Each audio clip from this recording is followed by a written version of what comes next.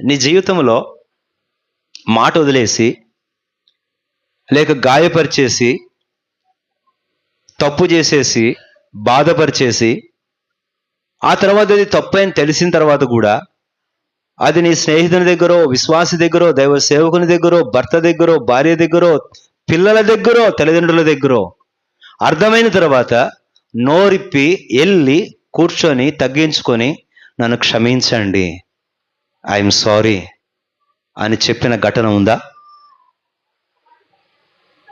అనుభవం ఉందా? Are you having such a time or example? Having any memory like that? అలాంటి జ్ఞాపకాలు ఎప్పుడైనా ఉన్నాయా? అనుభవం ఉందా?